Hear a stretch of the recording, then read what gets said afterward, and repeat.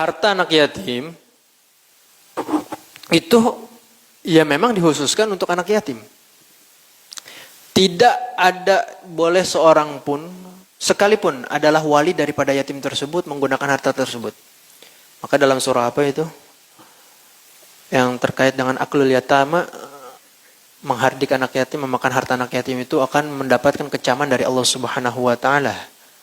Al-Maun, aratalladzi katibu fadzalika alladzi yad'ul yatim.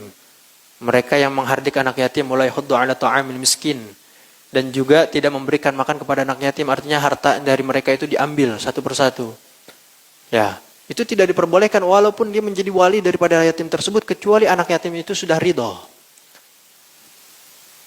Walinya diberikan titipan uang oleh orang lain. Kemudian anak yatim tersebut mengatakan, saya ridho jika harta tersebut engkau gunakan. Itu nggak apa-apa. Nah ini orang yang menjadi wali. Bagaimana kalau orang fakir miskin? Ini harta sudah dikhususkan untuk yatama, anak yatim dan miskin, kemudian diberikan kepada orang fakir miskin. Maka kalau dalam kotak-kotak di masjid itu kadangkala ada yang bertuliskan infak yatim, infak masjid, satu lagi sedekah ya jariyah ya. Dibeda-bedakan.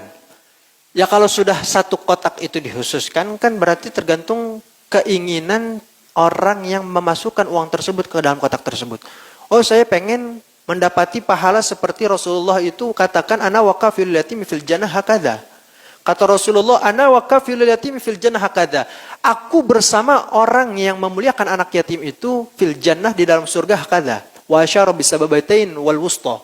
Kata Rasulullah ibarat seperti, nih Rasulullah mengibaratkan dua jari antara telunjuk dan jari tengah. Ini berarti berdampingan dengan Rasulullah berdekatan. Niatnya seperti itu. Kemudian yang mengelola daripada kotak tersebut ternyata tidak sesuai dengan apa yang dia niatkan. Secara hukum orang tersebut sudah mendapati hasol maksud, sudah mendapati apa yang dia inginkan. Karena apa? Niatnya, innamal a'malu binniyat, tergantung daripada niatnya. Sekalipun pada akhirnya dia kan nggak tahu itu kotak bakal dikemanain. Walaupun kotak yang kita lihat di tengah jalan itu tulisannya untuk infak anak yatim, ketika kita masukkan ternyata yang naruh kotak orang gila. Oh, gue dapat duit nih. Ternyata bukan dialihkan, alokasikan kepada anak-anak yatim. Tetap niat orang yang memberikan itu dapat. Maka ini terkait dengan siapa yang mengelola. Ya kalau orang sudah memberikan amanah, jangan kita alihkan kepada yang lain. Walaupun yang lain juga butuh, fakir miskin butuh. Ada hak mereka, ada hak anak yatim. Nggak boleh diotak-atik.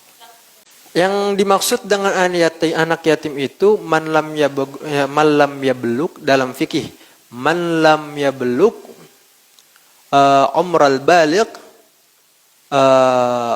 hina tawaffa Allahumma shalli. Intinya gini, anak yang belum mencapai usia balik tapi sudah ditinggalkan wafat oleh seorang ayahnya, itu yang disebut dengan yatim. Kalau bapaknya udah nggak ada tapi dia sudah balik, apalagi udah punya anak dua, ya bukan yatim. Anak dua ya. Jadi ukurannya apa? Yang belum balik dan orang tuanya sudah tidak ada, bapaknya. Itu yatim. SMP pun ada. Tergantung. Kadang usia balik itu kan berbeda-beda. Ada orang 10 tahun sudah balik. Tapi ada juga yang sudah 15 tahun belum balik. Maka kalau seperti itu kita juga harus pandai-pandai mencari. Ya secara zahir aja sih nggak apa-apa. Kalau kita memang husnuzonnya di anak yatim ya nggak apa-apa. Tapi berarti kita mengikuti batasan usia mungkin ya. Karena batasan usia terakhir seseorang itu dianggap sebagai orang yang belum balik. Walaupun misalnya usia 17 tahun belum mimpi basah. Ini buat orang laki, ada nggak? Ada 17 tahun atau 20 tahun belum juga kena tanda-tanda balik, ada. Tapi ketika dia sudah melewati usia 15 tahun Qamariyah atau Hijriyah, maka dia sudah dianggap sebagai orang yang balik walaupun secara tanda itu belum muncul. Ya kita juga nggak bisa memastikan. Masa kita mau cek dulu atu-atu, ya kan? Atau orang perempuan, lu udah men belum? Ya. Orang perempuan macam-macam juga. Tapi biasanya orang perempuan itu lebih cepat usia balighahnya. Apalagi orang perempuan yang kadang ada usia 7 tahun udah dia balighah. Udah men. Berarti genit itu perempuan. Kalau tadi kan ciri-cirinya memang harus kita ketahui. Dia sudah balik. Cuman kita lihat, mohon maaf, ada anak SMA. Kita lihat suaranya udah pecah.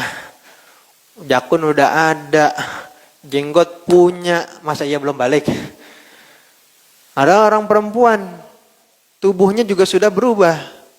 Masa kita katakan belum balik? Nah, yang kayak gitu kita kesampingkan. Cari yang lebih. Yang lebih kita prioritaskan sesuai dengan definisi yatim tersebut. Berarti kalau seandainya kita alokasikan kepada mereka, ya kan kebanyakan kalau saya perhatikan ini beberapa yang mengurus harta-harta anak yatim itu ketika santunan anak yatim diundanglah anak-anak yang udah ukuran usia SMA. Modelan kayak gitu kan seharusnya enggak. Tapi boleh enggak? Boleh. Tapi kalau seandainya menggunakan harta yang sudah diprioritaskan untuk anak yatim dikasihkan ke mereka, berarti kita zalim dong. Sebagai orang yang mengalokasikan. Ini kan amanah untuk diberikan anak yatim. Dia sudah bukan yatim. Kecuali kita membagi 2 jatah antara harta anak yatim dengan infak sedekah umum. Kemudian kita undang mereka yang sudah anak-anak SMA. Enggak apa-apa. Jatuhnya apa? Ini sedekah biasa dengan menggunakan harta yang bukan untuk anak yatim. Ya kurang lebih seperti itu. Wallahu alam.